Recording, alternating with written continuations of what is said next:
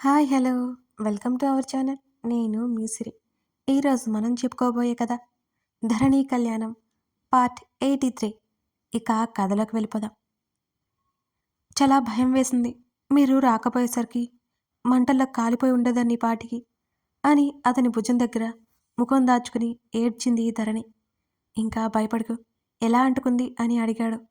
Stove off చేశాను కానీ ఎలా అంటుకుందో నాకు తెలియదు. నాకు బాగా గుర్తు, స్టవ్ ఆఫ్ చేశాను, ఆలోపే అంటుకుని ఉండాలి అని అంది ధరణి మెల్లిగా. సింకులో చూసిన అగ్గిపుల్ల గురించి గగన్ ఆలోచనలు మొదలయ్యాయి. స్కిన్ మీద ఎక్కడైనా అంటుకుందా అని అడిగాడు గగన్. మౌనంగా ఉంది ధరణి. ఆమె శారీ తీసేశాడు. ఒకసారి ఆమెను పరీక్షగా చూసి థ్యాంక్ గాడ్ ఏం కాలేదు అనుకుని గట్టిగా హత్తుకున్నాడు ఆమెని. చిన్నగా అరిచింది ధరణి. వెంటనే కాస్త దూరం జరిగి ఆమెను చూశాడు. What happened? అతని ముఖంలో కంగారు స్పష్టంగా తెలుస్తోంది. అతని చేతి దగ్గర చూపిస్తోంది. ఆ చెయ్యి ఆమె నడుము మీద ఉంది. వెంటనే ఆమె నడుము మీద నుంచి అతని చేతిని తీశాడు గగన్. అక్కడ ఎర్రగా కమిలిపోయింది.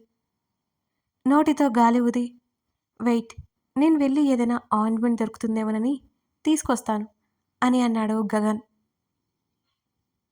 పర్లేదండి, అది అంతా ఎక్కువగా లేదు అని అంది ధరణి. నిజానికి అతను దూరంగా వెళ్తాను అంటే ధైర్యానికి భయంగా అనిపించింది. ఎక్కువ లేదు, కాదు ఎర్రగా కమిలిపోయింది అని సీరియస్గా చూశాడు ఆమెని. ప్లీజ్ వెళ్ళొద్దండి అని కన్నీళ్లతో చెప్పింది ధరణి. కాలిన చోట చాలా మంటగా అనిపిస్తోంది ధరణికి. 5 మినిట్స్లో వచ్చేస్తాను, ఓకేనా? ఆమె చెంప మీద చేయి వేసి చెప్పాడు. మౌనంగా ఉండిపోయింది ధరణి. గగన్ వెళ్ళి డోర్ క్లోజ్ చేశాడు. వెంటనే బాత్రూంలోకి వెళ్ళి షవర్ కింద నిలబడింది ధరణి. అప్పుడు రిలీఫ్గా అనిపించింది ఆమెకి. ఫస్ట్ ఎయిడ్ బాక్స్ కోసం ఆ హాలు అంతా వెతికాడు గగన్. హాల్లో అతని అత్తయ్య కూతురు ఫోటో కనిపిస్తుంటే గగన్కి చాలా చిరాగ్గా అనిపించింది. ఒకసారి ఆ ఫోటోని చూసి ఫస్ట్ ఎయిడ్ బాక్స్ కోసం వెతికాడు. చాలాసేపటికి దొరికింది. వెంటనే కిచెన్లోనికి వెళ్ళాడు. సింక్లో ఉన్న అగ్గిపుల్లలు కనిపించలేదు గగన్కి. అతనికి క్లియర్గా అర్థమైంది, ఎవరో కావాలని చేశారని. ఆ అగ్గిపుల్లలని పరిగట్టుకు తీశారంటే అది ఖచ్చితంగా వాంటెడ్గా చేసిందే. ఇంట్లో ఎవరు లేని టైంలో ధరణిని టార్గెట్ చేశారు. వెంటనే ధరణి దగ్గరికి వెళ్ళాడు. ఆమె గదిలో లేదు, వాష్రూమ్లో ఉందని అతనికి అర్థమైంది. డోర్ కట్టాడు. హా అంది చిన్నగా. మెంటల్, బయటికి రా అని అతను అరిచాడు గట్టిగా. స్నానం చేసి వస్తాను అని చెప్పింది ధరణి. హేయ్, ఇప్పుడు బాగానే ఉంటుంది, తర్వాత ప్రాబ్లం అవుతుంది, వాటర్తో తడపుకో అన్నాడతను అరుస్తూ. చల్లగా ఉంది అని అంది. బయటకు వస్తావా లేక నన్నే రమ్మంటావా అని కోపంగా అరిచాడు అతను. అరే, ప్రశాంతంగా స్నానం కూడా చేయనివ్వరు అని లోపలే తిట్టుకుని వస్తున్నా చీర నుండి డ్రెస్లోకి మారింది ధరణి. అప్పటి వరకు కాలిన చోట చల్లగా అనిపించింది. ఎప్పుడైతే నీళ్లు పడ్డం ఆగిపోయిందో అప్పుడు నడుపు దగ్గర కాలిన దగ్గర ఇంకా మంటగా అనిపించింది ధరణికి. ఎందుకలా అరుస్తున్నారు అని ఏడుపు గొంతుతో అడిగింది ధరణి. మెంటల్, వాటర్ తడపకూడదని తెలీదా అని కోపంగా అరిచాడు. మండుతుంటే ఇంకేం చేయాలి? నీళ్లు పడుతుంటే హాయిగా అనిపించింది, ఇప్పుడు మళ్ళీ మంట వస్తుంది అని చెప్పింది అమాయకంగా ధరణి.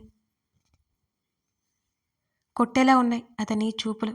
విసుగ్గా ఆమె చేతిని పట్టుకుని బెడ్ మీద కూర్చోబెట్టాడు. ఆమె డ్రెస్ వేసుకునేసరికి సీరియస్గా చూశాడు ఆమె వెంక. మళ్ళీ ఎందుకలా చూస్తున్నారు నన్ను? నేనేం చేశాను అని అడిగింది ధరణి బిక్కుబిక్కుమంటూ అతన్నే చూస్తూ. వద్దు అంటే చీరలు కడతావు, అవసరమైనప్పుడు మాత్రం పక్కన పడేస్తావు, నీకు అసలు సెన్స్ లేదు మళ్ళీ తిట్టాడు అతను. అతను ఎందుకు తిడుతున్నాడో అర్థం అవక అలాగే చూసింది ధరణి. అర్థం కాలేదా అని అతను అడగ్గా అడ్డంగా తల ఊపింది ధరణి. ఆయింట్మెంట్ రాస్తాం, డ్రెస్ ఉంటే ఎలా వీలవుతుంది అని గదిమాడు. అతను ఎందుకు తిడుతున్నాడో అర్థమై అది అది మర్చిపోయానండి అని మరింత అమాయకంగా చెప్పింది ధరణి. నైట్ వేర్ చెయ్యి అన్నాడు.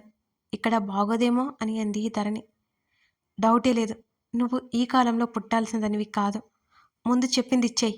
ఎవరో ఏదో అనుకుంటారని నీకు కంఫర్ట్‌గా లేనిది చేయకు అని ఎన్నోసార్లు చెప్పాను. వినవా నువ్వు? అని ముఖం చిట్లించి చూస్తున్నా అతన్ని చూసి మౌనంగా లేచి వెళ్ళింది ధరణి. తర్వాత ఆమె చేతిలో ఆయింట్‌మెంట్ పెట్టాడు గగన్. మీరే రాయొచ్చుగా అంది. ఎలాగో నడుం మీద కష్టమని. ఆమె పాదాన్ని పట్టుకొని మడమ దగ్గర బర్నాల్ అప్లై చేశాడు. అయ్యో ఏంటిది అంటూ దూరం జరిగింది ధరణి. ధరణి పిచ్చి చిరాగ్గా ఉంది. కదిలించావు కొట్టేస్తాను.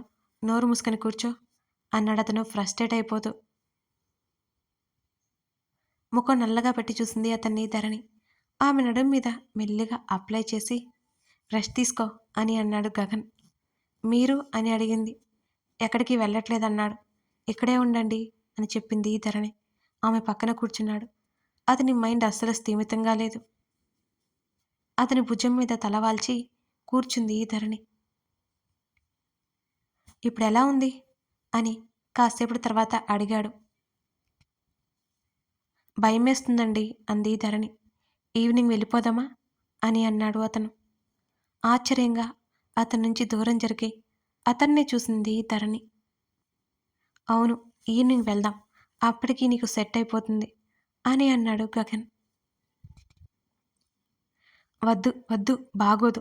మనం 4 రోజులైనా ఉండాలి అని అత్తయ్య అంది అని వెంటనే చెప్పింది ధరణి. ఏదొకటి చేద్దాం కంగారు పడకు అన్నాడు ఆమె చేతిని పట్టుకొని అతను. నేను చచ్చిపోతాననుకున్నాను అని అతన్ని చూసింది ధరణి. సూటిగా ఆమెనే చూశాడు గగన్. ఆ టైంలో అలాగే అనిపించింది. ధరణి టెన్షన్గా ఉన్నా సరే లాజికల్గా థింక్ చేయాలి. అప్పుడే ప్రాబ్లం నుంచి బయటపడొచ్చు. భయంతో నీ బ్రెయిన్ పనిచేయలేదు. షార్ట్ టైం షాక్లో ఉండిపోయా. ఇక వదిలి పదే పదే గుర్తు తెచ్చుకొని కంగారు పడుకో అతను సున్నితంగా చెప్పాడు. మీకు నేనంటే ఇష్టం కదా అని అడిగింది ధరణి. అతని కళ్ళు చిన్నవయ్యాయి. నాకు ఏమైనా అయితే అప్పుడు మీకు ఎలా అనిపిస్తుంది అని ఆతృతగా అతని ముఖంలోకి చూస్తూ అడిగింది ధరణి. ఇంకోసారి తిక్కగా వాగితే మాటలతో చెప్పేది ఉండదు. ఆమె పెదవులు అతని ఘాటుకి బలైపోయాయి. చిరుకోపంగా చూసింది అతన్ని. ముఖం తిప్పేశాడు. అతని హృదయం మీద తలవాల్చి తల పైకెత్తి అతన్నే చూసింది ధరణి. ఆమె వైపు చూసి ఆమె బుగ్గలు మెల్లిగా వత్తి పట్టుకున్నాడు గగన్. అరమడుపులైన ఆమె కళ్ళని ఒకసారి చూసి విచ్చుకున్న అతని పెదవుల మీద ముద్దు పెట్టింది. అంతకుముందు అతను చేసిన గాయానికి అతని పెదవుల తడి ద్వారా ఓ మెడిసిన్ ఇచ్చాడు. అతనిలో ఒదిగిపోయింది ఆమె బాధని మర్చిపోతూ. దేవ్ లోపలికొచ్చాడు. సుజిత హాల్లో కూర్చుని ఉంది. గుడ్ మార్నింగ్ దేవ్ అని అంది సుజిత. మార్నింగ్ ఆంటీ అని అన్నాడు దేవ్. జానుని పిలవనా అని అంటున్న ఆమె మాటలకి ఆంటీ వద్దు, నేను మీతో మాట్లాడాలి అని అన్నాడు దేవ్. దేని గురించి దేవ్ అని అడిగింది సుజిత. జాను గురించి అన్నాడు దేవ్. నిన్నింకా ఇబ్బంది పెడుతుందా? ఇంకో 4 రోజులు ఈ ఊరు నుంచి వెళ్ళిపోతాం అని అన్నది సుజిత. ఆమె అనగానే షాక్ అయ్యాడు. ఆంటీ అన్నాడు అయోమయంగా. అవును దేవ్, జాను జాబ్ చేయాలి అనుకుంది చేసింది. ఇక పెళ్లి చేయాలి తనకి. ఇక్కడ ఉంటే నిన్ను ఇబ్బంది పెడుతూ పెళ్లి సంబంధాలు చెడగొడుతూ ఉంటుంది. అందుకే ఇక్కడి నుంచి వెళ్ళిపోతున్నాం. ఎన్నో ఏళ్లుగా ఈ ఇంట్లోనే ఉంటున్నాం. తప్పట్లేదు. ఇప్పటి వరకు మా జాను నిన్ను ఇబ్బంది పెట్టింది. భరించాం. ఇక నీకు ఆ ఇబ్బంది ఉండదు. 4 రోజులు పోతే జాను మారిపోతుంది అని సుజిత ఒక్కో మాట చెప్తుంటే ఏం మాట్లాడాలో అర్థం కాలేదు దేవ్కి. ఓకే దేవ్, నాకు కోర్టుకి టైం అవుతుంది అని పైకి లేచింది ఆవిడ. ఆంటీ మీతో చాలా మాట్లాడాలి అని అన్నాడు. అప్పుడే సుజితకి ఫోన్ రావడంతో దేవ్ ఇంకో రోజు మాట్లాడతాను, ఇప్పుడు అర్జెంటుగా వెళ్ళాలి, కేసు హీరింగ్ ఉంది అని చెప్పి ఫాస్ట్గా బయటికి వెళ్ళిపోయింది సుజిత. బొమ్మలా నిలబడి ఉన్నాడు దేవ్. వెళ్దామా బుజ్జి అంటూ బ్యాగ్ తీసుకుని రూమ్ నుంచి బయటకు వచ్చింది జాను. జాను అంటూ ఆమెని హత్తుకున్నాడు దేవ్. జాను చేతిలో ఉన్న హ్యాండ్ బ్యాగ్ నేల మీద పడింది. విచిత్రంగా చూసింది Janu. Janu, don't leave me అన్నాడు దేవ్. దేవ్ అంది అయోమయంగా. జాను, ప్లీజ్ వెళ్ళొద్దు అని అన్నాడు దేవ్. దేవ్, ఏమైంది నీకు? అతని పట్టు పెరుగుతుంటే ఆశ్చర్యంగా అడిగింది జాను. వెంటనే ఆమె ముఖాన్ని చేతుల్లోకి తీసుకున్నాడు దేవ్. జాను, మనస్ఫూర్తిగా చెప్తున్నాను అని ఆగి, I can't live without you Janu అంటూ ఆమె కళ్ళల్లోకి చూశాడు దేవ్. నేను ఎక్కడికి వెళ్తాను అని అంటున్న ఆమె పెదాలను ముద్దాడాడు. జాను పిచ్చి షాక్లో ఉంది. ఆమె కళ్ళు ఆర్పకుండా అలాగే ఉండిపోయింది. అతని ముద్దులో తీవ్రత పెరుగుతుంటే అయోమయంగా అనిపించింది జానుకి. ధరణిని వాంటెడ్గా ఎవరు చంపాలని చూస్తున్నారు? గగన్కి ఉన్న శత్రువులా, లేకపోతే ఇంకెవరైనా? సుజిత మాటల్ని బట్టి వాళ్ళు నిజంగానే వెళ్ళిపోతారా? జానుదేవ్ ప్రేమ నిలబడుతుందా లేదా? ఇవన్నీ తెలుసుకోవాలి అంటే మన ఛానల్ని ఫాలో అవ్వాలి మరి. ఈ కథ నచ్చితే లైక్ చేసి మీ అమూల్యమైన అభిప్రాయాలను తెలియజేయండి. అలాగే మీ స్నేహితులకి షేర్ చేయండి. Thank you for watching this video.